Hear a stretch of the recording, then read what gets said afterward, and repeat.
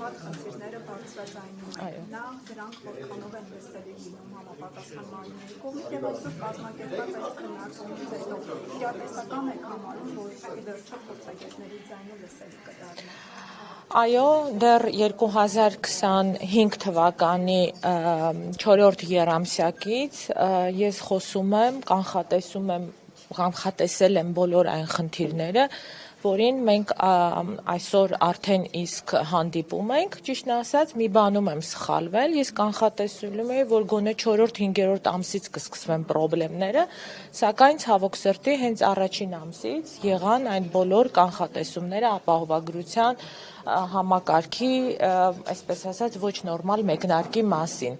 Իրականում լսում են, թե ոչ, որոշ բաներ լսում են, ապահովագրական օրենքի նախագծում շատ բաներ ոչ օֆիցիալ, բայց փոխեցին, օրինակ նաև շատ ենթաօրենսդրական ակտերում կատարեցին փոփոխություններ, հասարակ օրինակ վարակիչ հիվանդությունների ցանկը ընդլայնելու հետ կապված։ Բայց դրանք լուրջ չեն որպես պետական կառավարչական մարմին, որ ֆեյսբուքյան էջով հետևեն փորձագետների այսպես կարծիքներին եւ կատարեն փոփոխություններ օրենսդրության եւ ենթաօրենսդրական ակտերում։ Իրականում պետք է լինի լուրջ քննարկում, լսեն բոլոր մասնագետների կարծիքները եւ այնուհետեւ կատարեն համապատասխան ենթադրություններ եւ փոփոխությունները։ Կարծում եմ, որ պետք է ավելի լուրջ առաջարկներ լինեն, պետք է լինեն ավելի լուրջ մոտեցումներ, որովհետև եթե այսպես գնա, այս կարևոր ռեֆորմը, որը որ ոչ ոք չի մերժում, մենք գիտենք, որ երկրի զարգացման սոցիալ-տնտեսական վիճակի կարգավորման համար ապահովագրության ներդրումը շատ կարևոր է, բանալ աղքատության վերացման քայլերից մեկն է, որովհետև գրպանից ծախսերը բերում են երկրի աղքատների քանակի ավելացմանը, սակայն այս փաթեթը, որը ընդունվել է, աղերս չունի աղքատության դեմ պայքարի հետ, որովհետև մենք ընդունել ենք մի այնպիսի ապահովագրություն, որը սոցիալական կոչվելուց հեռու է, այսինքն աղքատները վճարում են հարուստների համար։ Դա մի մեխանիզմ են ներդրել, որի դեպքում հաստատված գումար են գանձում, որի արդյունքում ցածր աշխատավարձ ստացողները, բարձր աշխատավարձ ստացողները նույն վճար են ուծում, նույն փաթեթից են օգտվում, որը որ սոցիալական հավասարության հետ կապված խնդիրներ է առաջացնում։ Ես հարցնում եմ, որովհետև երբ քաղաքացիների հետ զրուցում ես, իրենք եւս ընդունում են այս տարբերակը, բայց գումարների մասին են նշում, որ արժեքը բարձր է, իրենց ոչ հասանելի։ Ինչու այս սոցիալական անարդարության, այս թվերի տարբերությունը նախարարությունը հաշվի չի առել կամ չի դիտարկել։ Բազմիցս խոսվել է դրա մասին, փաստացի կարելի ասել, որ հարկատեսակ են դրել, աշխատողների վրա, բայց նաև հաստատագրված գումարով, ինչ է ստացվում, որ 200,000 եւ 1 դրամ ստացող քաղաքացին նույն ապահովագրավճարն է վճարում, ինչը որ վճարում է 500,000 դրամ ստացողը, 1 միլիոն ստացողը, 3 միլիոն ստացողը,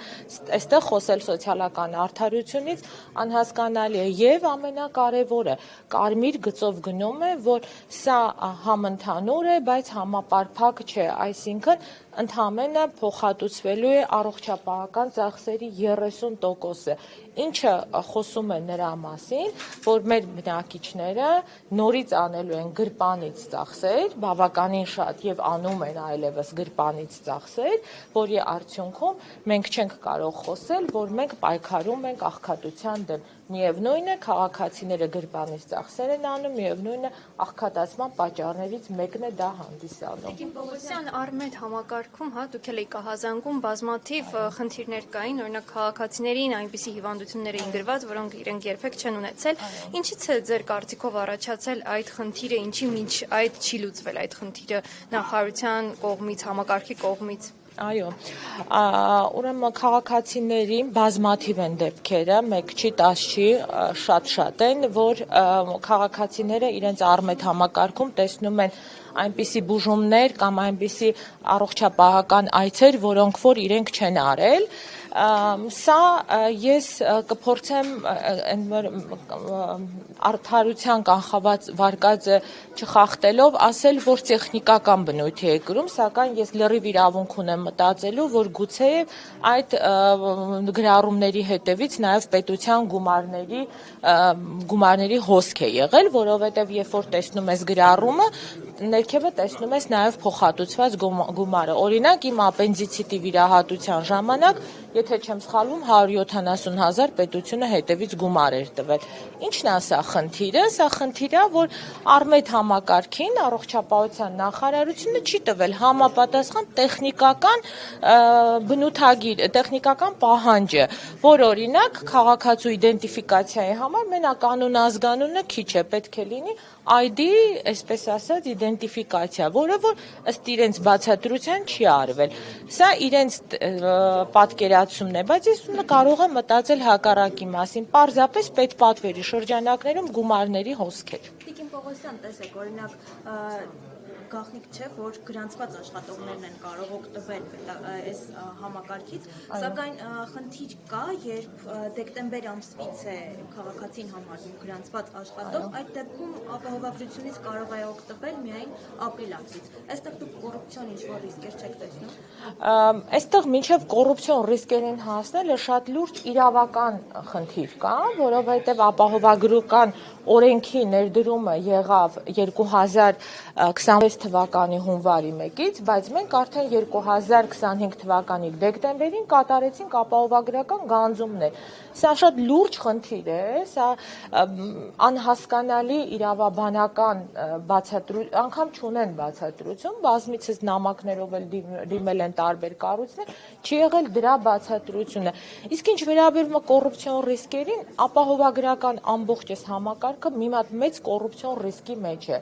Անհասկանալի ձևով նշանակվեց հիմնադրամի տնօրենը։ Եթե մենք նայում ենք մամուլով, եթե գրում ենք նշանակված հիմնադրամի տնօրենի անունը, տեսնում ենք, որ նախկինում ինքը բավականին կոռուպցիոն պատմությունների մեջ է եղել։ Ինչպես ընտրվեց այդ հիմնադրամի տնօրենը 6 ամսով որպես պաշտոնակատար։ Ինչպես նշանակվեց խորհուրդը հիմնադրամի։ Առ այսօր մենք չենք տեսնում հիմնադրամի աշխատողներին։ Այդ գործառույթները կատարում են պետական առողջապահական գործակալության աշխատակիցները։ Այսինքն մենք չունենք ընդունված մարդիկ հիմնադրամում, որոնք որ նաև պատասխանատվություն վերցնեն դրա համար։ Մի խոսքով, այսպես բազմաթիվ անհասկանալի չտրված պատասխաններ են հախուռը ներդրումը բերել է այս լուրջ խնդիրների առաջացմանը։ Թե բժշկական կենտրոններից քանի տոկոսն են արդեն տրամադրում պարտադիր ապահովագրության ծառայությունը։ Դեռ հրապարակումներ չունեն թվերի, բայց մի թիվը ասեմ, երբ որ մենք ուշադիր նայում էինք այս ընթացքին, դեկտեմբերին վարչապետը ասեց, խնդրում եմ չհարձակվել բժշկական կենտրոնների վրա, որովհետև մենք պետք է ներդնենք հիմնադրամը եւ այլն, հասարակ թիվ ասեմ, ԱԱՊ-ի հետ կապված արտահիվանդանոցայինի Հայաստանի Հանրապետությունում ամբողջ տարվա ընթացքում արտահիվանդանոցային այցերի թիվը մինչև 13 միլիոն է։ Եթե հաշվի առնենք, որ հունվար ամսին գոնե 1 միլիոն պետք է այց լիներ եւ հաշվի առնենք, որ արդեն 50%-ը հայտարարում են, որ ապահովագրված են, մենք նորմալ ընթացքի դեպքում պետք է ունենայինք 500,000 ապահովագրված անձի այց դեպի ԱԱՊ օղակ։ Սակայն առողջապահության նախարարը իմ նաև հորդորներով, թվերը ճշտելով եւ այլով հայտարարեց, որ 234,000 այց են ունեցել։ Այսինքն 50% պակաս։ Ասել, որ մարդիկ շահագրգռված են, գնում են եւ այդ ապահովագրությունից օգտվում են անգամ շատ, այդքան էլ այդպես չի։ Ըստ իրենց թվերի հրապարակումների։